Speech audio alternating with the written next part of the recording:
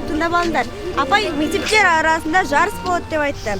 Сондықтан бәріміз бірігіп жақсы бағдарлама дайындауымыз керек. Сонда не істейміз? Душан айтып ғой, өнер көрсетеміз деп. Біздің Ердос гамбургер жеуден бірінші орын ғой. Достар, асханаға кеттік пе онда?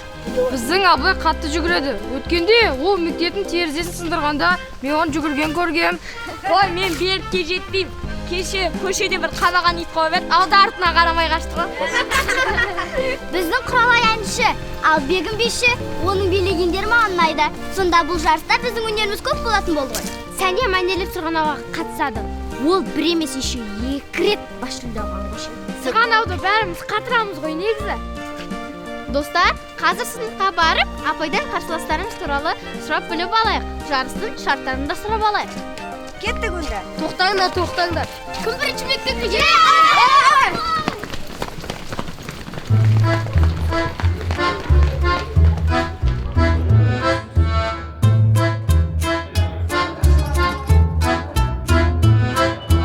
Отырамыз. Балалар, жарыстың басты шарты сендердің белсенділіктеріңді көрсетуіміз керек. Карантинге байланысты жарыс TikTok арқылы өтетін болды. Қай сынып көп просмотр және лайк, комментарий және сол сынып жеңеді. Қанекей дайындалайық. Және де біз мектепте біліммен қоса, өнерде де алып шығуымыз керек, я? Қанекей дайындалайық. Апай, біздің балдар бар өнерлі ғой, сондықтан біз жеңеміз деп ойлаймын. Апай, гамбургер жеп жарысса бола ма? Ердос қоятыр. Қазір топ-топқа бөліп, TikTokта қандай тренд болып жатқанын көріп, біз бағдарлама дайындайық, я? Қанекей дайындалайық.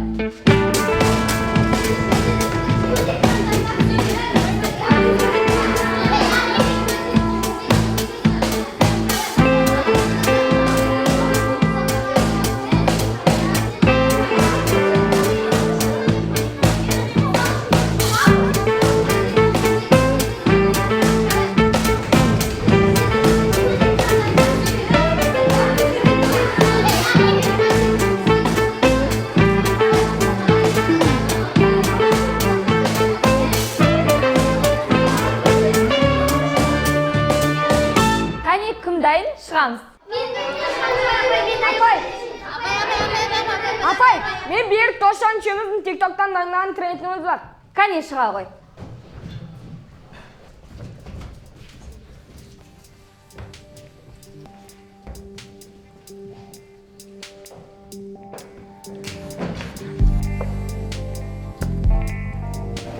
Отырамыз. Саламатсыз ба? Сәлеметсіздер ме балалар? Қане, отырыңдар. Балалар, жарыс өтетінін естіген шығарсыңдар? TikToktан тікелей эфир арқылы өтеді. Қане, не дайындап жатсыңдар? Қазір біз TikToktан трендтен бағдарлама жасап жатырмыз, апай. Немене? Тренд? Оттамаңдар. Халық ертегілерінен дайындаңдар. Мысалы, батырлар жырынан. Апай, бірақ қазіргі балалар ондай көрмейді ғой. Просмотр аз болып қалады. Көреді, ата-аналарға дайындаймыз. Болды, сөзді қысқартыңдар. Батырлар жырын кітаптан оқып, содан көрініс дайындаңдар. Отырамыз. Болды, балдар, шуламаймыз. Той, апай, TikTok'ымыз қызық болмайтын болды ғой, мультфильм болатын болды ғой. Сонда билеп жүрген батырларды түсіреміз бе? Ол кезде TikTok болмағанда ғой. Апай, батырлар жырын оқып біткенше жарысымыз бітетін болды ғой. Апай, батырларшы гамбургер жеген шығар, Туй, Ердос, сен гамбургерден басқа түк білмейсің бе? Апай, осы завучын айтқан тыңдайтын болса, просмотр жиналмайды ғой, ешкім көрмейді да. Апай, бізде батырдың киімі қылышы не найзасы жоқ қой, хотя бы аты да жоқ қой. Сонда біздің әніміз, биіміз бәрі быт-жыт болған ма? Ойында біздің біткен жеріміз осы. Апай, біздің биіміз, пародиямыз бәрі дайын еді. Ән енді бәрі босқа кетті. Болды балалар, шуламаймыз. Ол кісі үлкен кісі, қазіргі заманауи трендтерді түсіне бермейді. Бірақ ол кісінің айтқан жазсақ, біз жарыстан жеңіліп қаламыз. Сондықтан балалар, біз өзіміз жоспарлағандай TikTok-тан трендімізді жасай берейік, иә? Сол кезде біз жеңіп шығамыз.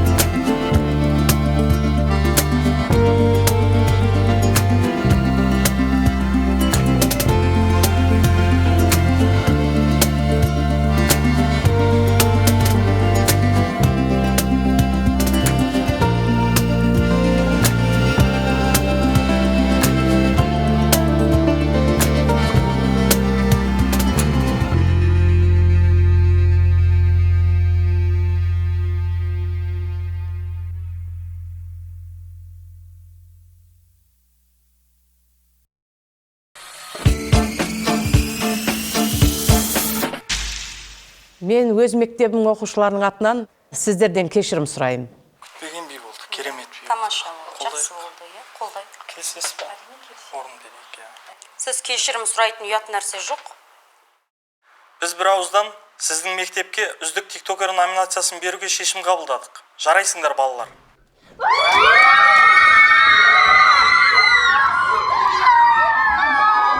Бәрекелді.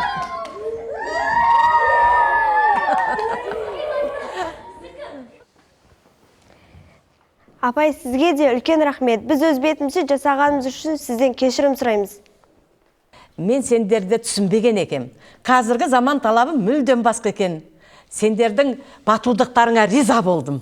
Бүгін біздің мектептің атын асқақтаттыңдар. Рахмет сендерге үлкен. Рахмет. Бәрекелді.